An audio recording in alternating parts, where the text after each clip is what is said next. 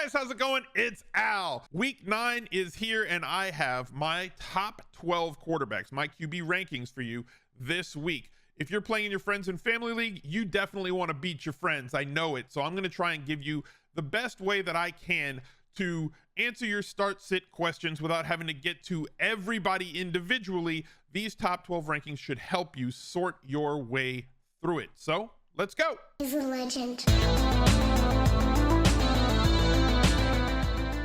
The Smiz Gang Listener League is posted for week 9. It is a 4,500 man tournament. The only way that you can find this tournament is through my link. So go to smizzle.tv/links. It does not exist in the lobby. It is a $10 game as always, 3 max as always, and it's also a no rake tournament. Absolutely no service fee. The best tournament that exists on DraftKings. Make sure that you get in there, and I will shout out the top 10 finishers on Monday on the weekly recap videos. Get your entries today. At number 1, start the pyrotechnics already for Josh Allen. We know that he is the number 1 quarter. I might as well just permanently etch him into the background because he's averaging 30.1 fantasy points per game, the highest pass over expectation team that exists in the league, with the strongest arm and one of the deepest pass catching cores that exists in the NFL today. This is the perfect situation for a unicorn type quarterback to be able to thrive. 19.6 points against Green Bay in a game that they won 27-17. That's basically been his floor. Every game except 2 this year, week 8 and week 4, he has scored over 30 fantasy points. So I guess if all things hold the same, we're going to have 3 more weeks, week 9, 10, and 11, where he's going to score 30 plus points. And then in week 12, he'll score under 30 again. Josh Allen is the easiest click ever. Congrats to you if you drafted him. Patrick Mahomes slots in as my QB2 on the week. Their game on Sunday night against Tennessee, averaging 26.2 fantasy points on the year. And he has really come on more as of late. After a couple of disappointing weeks in 2 and 3, has scored over 24 fantasy points and over 30 2 times in the last 4 games that they've played. There are some reinforcements coming with Kadarius Toney, just acquired, so just bolstering that receiving core, right? So like Travis Kelce has been his one, he'll remain his one, but now Juju Smith-Schuster and MVS get another talented player in that wide receiver room, which might cannibalize the pass catchers south of Kelce on the target tree, but it just helps Patrick Mahomes, giving him one more dynamic player. I don't expect Toney to play like a full complement of snaps in his first game, even though they did have a week and a half to acclimate him to the offense. They will have some plays for him in the first week as he claims that he is healthy, but just giving Patrick Mahomes more weapons might spread out the touchdowns to more people, but it just means more opportunities, more efficiency, more touchdowns for Patrick Mahomes. At number 3, Jalen Hurts playing on Thursday night. It's all the island game, guys, for me this week. Near the top, thankfully, Josh Allen plays on Sunday this week, but Jalen Hurts playing on Thursday against Houston, an extremely exploitable defense that is typically exploited via the run. Now, as good as the Eagles are at running the football, especially if you look at like most yards gained on the ground, most rush yards in the league, obviously they're going to rank extremely highly on that list. However, when you factor in the why of why are they ranking that highly, it's partially because Jalen Hurts has 300 plus yards rushing. Any team that has a quarterback that runs as much as Philadelphia runs is going to rank really highly on team rushing stats. But last week, doing it all with his arms, only 2 rush attempts, 4 touchdowns through the air, all over 20 air yards, 285 yards, 4 touchdowns in that one, averaging 26 fantasy points on the year. As I said, an extremely exploitable Houston defense, and like a team total, implied team total of 29 points here in week 9. And team totals do directly correlate like really well with projected quarterback scoring in fantasy. Lamar Jackson playing on Monday night. Like I said, 3 of the 4 guys are on island games. Lamar has kind of had a tough go of it, with 21.8 points being his high since week 4, right? So like week 3, he had 43 points. Week 4 and on, 15, 15, 18, 10, and then last week kind of got things back together as he was more efficient through the air than he had been in weeks. Now that had to do with the return of Bateman. Obviously, he lost for the game. Mark Andrews, they say that he is going to be fine. Isaiah likely had a coming out party in that game against Tampa Bay. Bateman may not play or is not expected to play in this one. He's out for a couple weeks with a foot problem that was worse than they originally expected. I would not be shocked to see the Ravens go to more of a 2 tight end approach here with Andrews and likely on the field at the same time. Andrews will still get his 30% of the market share. Likely is going to step in, will likely step into a much larger role in the pass game just out of need.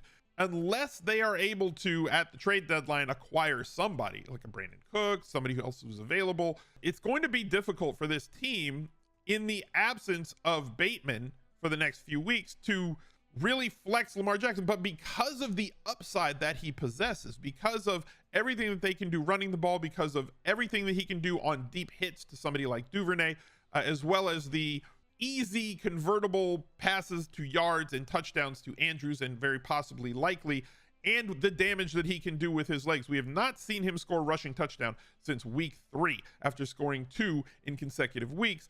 They may have to rely more heavily on Lamar to allow them to do what they need to do, especially going to New Orleans on Monday night. Tua Tagovailoa comes in at number 5, and like I'm over the field on him, and I'm totally fine being over I was over the field on Tua in preseason. I'm over the field on Tua here again in week 9. I am asking you once again to just believe in the fact that 2 elite wide receivers make a quarterback better.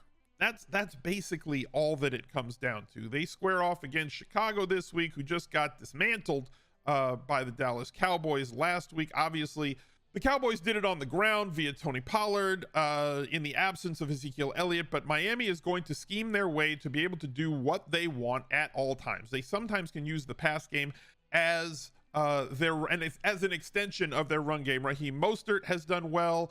Chase Edmonds has kind of disappointed people who were drafting him in the 10th round, but like Tua has not disappointed anybody this season. 32 points last week, averaging 20.3. There is a difference between his floor and his ceiling, but now that he is back 2 weeks removed from that absence that he had from the multiple concussions that he suffered earlier this season, and may I add, 5 rushing attempts in week 8, 4 rushing attempts in week 7, and in week 8 he slid. So that's great. At least he's getting down instead of taking on hits where it's completely unnecessary for him to do so. Chicago is trading away assets to plan for their future. They traded their 2 best defensive players. This is a team that's going to be more exploitable. So like we look at position, defense versus position, we look at defensive stats, but like you can kind of throw away everything that the Bears have done to this point when you're trying to analyze. They are going to be a much more exploitable defense moving forward for the second half of the season than they were in the first, just based on available talent. 12 touchdowns, 3 interceptions. Tua has been extremely efficient in the games that he has been active, and Tyreek Hill is actually on pace for his best season as a pro, something that nobody believed was going to be in play for him, like on pace through like almost the halfway mark for over 2,000 yards receiving for Tyreek Hill. I don't see any of that changing with McDaniel, this offense, and the way that Tua does such a good job of feeding both him and Waddle for whoever is most open moving forward. So I've got him here at number 5, and I have him ahead of Justin Herbert at number 6. So people say, why? Justin Herbert is a better quarterback. I agree. I think that Justin Herbert is a more talented quarterback than Tua Tagovailoa. However, we are ranking players for this week. And while I do think that they have a great matchup here, this could be a get well spot for Justin Herbert and this Chargers offense. The way that most teams have exploited Atlanta is on the ground. So I really like Austin Eckler this week. I really, really do. Now, a lot of Austin Eckler is correlated with Justin Herbert, but Justin Herbert has not really had, except for the first half of week 1, has not had a fully operational battle station. He has not had all of his weapons at his disposal.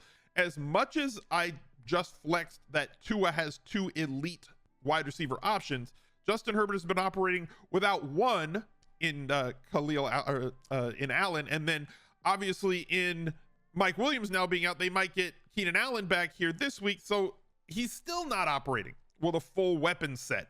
Josh Palmer is nice as a wide receiver 3. He has proven so far that he really can't hack it every single week, week in, week out, and be reliable for us in fantasy as the number 1 or number 2 option. Even when he is flooded with targets, he's not earning them. Like, he works best right now at this point in his career as a wide receiver 3. And we have not seen that brand of the Chargers. So that holds Herbert down at 6, but like, he's still really, really good, right? Like, you're getting a little bit, he's not a statue, he's not a pocket passer. He is a pocket plus guy who can run, even though they do not run him all that much. He does have rushing touchdown upside. 2 games in the last 5 where he has scored over 20 points, 20.12 in week 7, coming off a bye week here, 24 against Houston in week 4. They get Atlanta, very exploitable team. Would not be shocked to see him have multiple touchdowns in this spot. However, I'm personally docking him, not him, this offense, for not having their full complement of weapons as opposed to the 5 guys that I've ranked above him. No Kid Hungry does a great job at providing school breakfasts, lunches, and at-home care for food insecure kids all across the country. We're trying to raise $50,000 from the community, that's you, and every $10,000 the community raises, I will be matching $10,000 myself up to $50,000, giving us a combined $100,000 raised for No Kid Hungry in 2022. We just passed 40K. The next match is at $50,000. So if you've enjoyed the content this season, if you've won some money in daily fantasy, either on your own or as a result, or if you just want to take part in something, to be a part of something bigger than yourself, go to smizzle.tv/charity. All donations are 100% tax deductible. They will take care of it through Tiltify. Please give what you can. Every single dollar helps to No Kid Hungry. And let's try to get to that next match together. Below him, Kyler Murray. The riddle shrouded in mystery, a complete enigma. Kyler has 10 touchdowns so far through 8 games. It's not great, Bob. Has not run for a touchdown since week 4. He finally had his first 3 touchdown game of the season against Minnesota for 29.6 fantasy points. That's great. Averaging 21.5 on the year. He's been so up and down, an absolute roller coaster, and now Modern Warfare is out. So, like, I don't know. Like, we can keep making these jokes all season long. What I like the best is that DeAndre Hopkins is back as his number 1. Obviously, another offense that I want to see be at full strength, because I do think they have 2 elite options with Hollywood Brown on one side and DeAndre Hopkins on the other side, and then other workable pieces. I love that they used Rondale Moore back in the slot. Just having AJ Brown on the other side, just kind of running routes and getting some cardio in his 30s is great, right? You got to stay in shape. But having more viable target options is always going to be better for Kyler Murray, as we said with Tua, as we said with Justin Herbert. I want to see consistency. And until I see that consistency, I can't rank Kyler in the top 5, even though he has overall QB1 or top 3 QB possibility anytime he takes the field because of his ability to run the ball and his touchdown upside on the ground. But he's been so inconsistent this year that it holds him down at number 7 for me this week. Behind him is Joe Burrow, another guy that kind of gets suppressed based on what we see around him. Wide receivers matter, I guess, is the theme of all the content that I've made this year. While the Bengals do have multiple elite wide receivers, okay? Number 1 is Jamar Chase, who's otherworldly, different prospect. He can take on everybody's 1 in terms of their cornerback. He can take double teams. The problem is, without him, now T. Higgins slides into that role, and then they have to feed Tyler Boyd, who operates better as a slot receiver and a third option. And we saw it on national TV, caught in 4K with 13 points in total. 15.48 fantasy points in his first game without Jamar Chase. Now, he does have a nice bounce back spot here against Carolina, who just gave up a ton of passing yards and touchdowns to the Atlanta Falcons, who refused to pass the ball. So, like, if there is a get well spot, this does seem like it could and should be it. Getting over 20 fantasy points is certainly possible for Joe Burrow.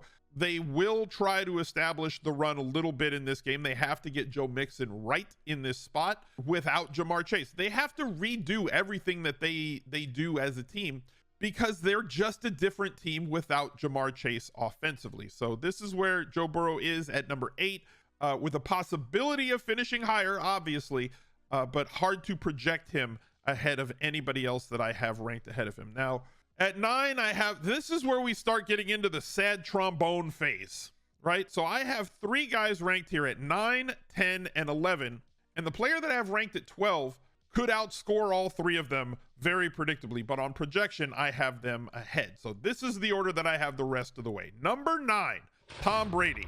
It could not get more sad. 1 touchdown or less in every game except week 4 against Kansas City, where they were scripted into throwing the ball after getting down 14-0 in the first 5 minutes of the game, where he threw it 52 times, completed 75% of his passes. He's still completing passes. However, this offense looks very slow. Chris Godwin, coming off of his knee injury that he suffered late last season, is getting a lot of targets. But like, if you look at some of the statistics based on separation, how often is the wide receiver open? 538 has a great article on that, and like Seth writes that one. So like, it's a great piece. It's a great article. Godwin is like one of the bottom 10% wide receivers right now in terms of the percentage of times that he is open. Lenny looks a little bit slower than he looked in years past, but he's still a viable fantasy option just because he is catching so many balls. Mike Evans looks great. He looks fine, but just not as many weapons. Obviously, the tight end spot being manned with Cam Brate when he doesn't have a sprained neck, and Kate Otten when he does, aren't as dynamic as somebody like Rob Gronkowski, who is arguably the best tight end of all time. And for those of you who want to say Tony Gonzalez, that's fine too. But like, he's in the argument is the point. You just can't keep losing weapons. You can't keep losing players' athleticism like Chris Godwin this year, less than 1 year removed from that knee injury, and losing Gronk to retirement, and expect Tom Brady, a man who's dealing with a lot of not off season, but off field problems mentally at 68 years old, to be able to do the things that we've seen him do in the past. He is not throwing interceptions, so at least there's that, but only 9 touchdowns through the first 8 weeks of the season. They square off against the Rams, tough defense in their own right. The offensive line is down from where it was last year, and now he gets Aaron Donald to pester the hell out of him, and Brady at this point in his career, at every point of his career, has been a statue quarterback. So if these guys can't get open and get open quickly, Brady could have a 300-yard, 2+ touchdown day, but he could also just get massively pressured in this one. Somebody else who is not doing as well as they did in the past, the 2-time defending MVP, Aaron Rodgers. They're not even throwing the ball past the line of scrimmage. Thankfully, for those of you who drafted Aaron Rodgers, there's only been 2 weeks where he's not thrown for multiple touchdowns, right? He had 1 touchdown in week 6 against the Jets, who are very good defense, specifically against the pass with their cornerback combo with Sauce, 2 great PFF graded wide receiver cornerbacks shutting down other teams' wide receivers, and then week 1 against Minnesota where he threw for 195 and none. So at least you're getting touchdowns, and it's touchdown efficiency, not volume, that leads to quarterback scoring. But like 80% of Rodgers' passes last week were behind the line of scrimmage. That's not how you want to utilize Aaron Rodgers. Unfortunately, he doesn't have wide receivers who have the ability to separate. I think that Dobbs will be a good one as the years go on, but like, he's really young and he's really raw, and you need the Packers to trade for somebody, whether it's Elijah Moore, whether it's Brandon Cooks. They need a viable receiver that can eat 8 to 11 targets every single week from Aaron Rodgers, because that will open up everybody else on his offense, which would improve his expectation moving forward. Luckily for Rodgers, he does square off against the Detroit Lions this week, who have been very, very exploitable defensively in every single way. So we'll see if this offense can get it together. This week at number 11, I got Kirk Cousins. Kirk Cousins is nice, right? Kirk Cousins is fine. He's steady. He's fine, averaging 18.2 fantasy points per game so far this year. Kirk Cousins does not have one 300-yard game this year. Do you remember?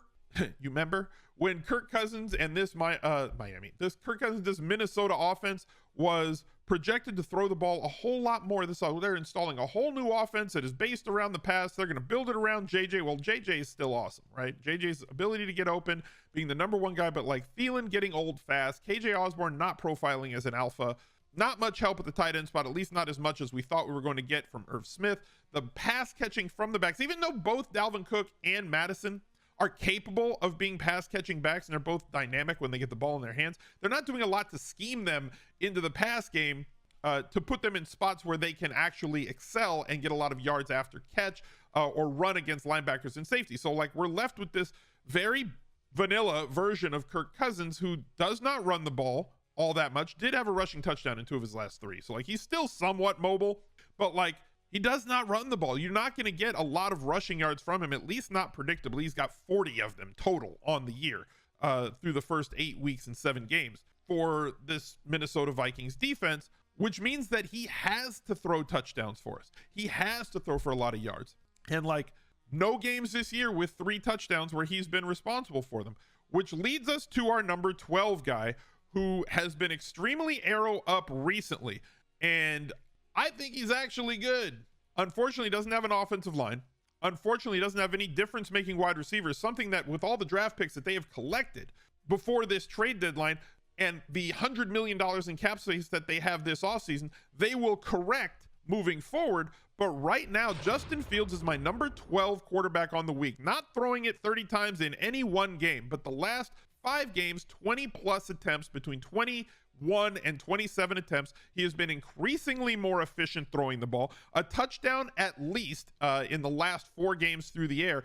But what he has done on the ground has looked extremely dynamic. He has had a 12-yard or more rush in basically every game in the last 6, 15 or more the last 3 games, a 39-yard run in week 6, a 20-yard run in week 7, had a touchdown recalled in that game against Minnesota. It was like a 50-yard touchdown late in that game. We're seeing Justin Fields kind of progress here as an athlete. We talk about regression, which means that, like, statistically you're doing something that's either below the mean or way above the mean, and you're going to regress to it either up or down to get to where you should do things like a normal human. But he's progressing as an athlete. You can see him getting better. The flashes that we were seeing in weeks 1, 2, and 3 from him, where it's like, oh, look, Justin Fields made a good play, are coming more and more frequently with every single game. You're seeing 4 or 5 flashes per game each of the last 3, 4 weeks, as opposed to 1 or 2 flashes a game early in this season, as he continues to get better. And they realize that they are their success has to do with his ability on the ground being a big part of it, as much as they want to run the football. 60 rushing yards in week 8, 82 in week 7, 88 in week 6, 47 in week 5, 52 in week 4, 47 in week 3. Their success as a team, and they want to win football games. They do not play for their teams. Don't on the field, coaches and players, they don't punt. Coaches and players, they don't put bad tape out there. They're not trying to lose games. The front office is doing their best to set them up for success in the future. But when the players and the coaches are on the field, they are trying to win as many games as possible, and specifically win as many possessions and plays as possible. Justin Fields is a very viable fantasy quarterback at this point, based on the usage that he's getting with his legs and the ability that he's showing through the air. And he has the ability this week. I have him at 12. I could have easily ranked him number 9 because of how pedestrian Tom Brady, Aaron Rodgers, and Kirk Cousins have been, where Justin Fields has a 30-plus point ceiling strictly because of what he can do with his legs. If he throws for 180 and 1 touchdown, but runs for 102 touchdowns, you have yourself a week-winning quarterback sitting at the bottom end of the QB1 list. Thank you guys for watching. Look out for another video. He's a legend.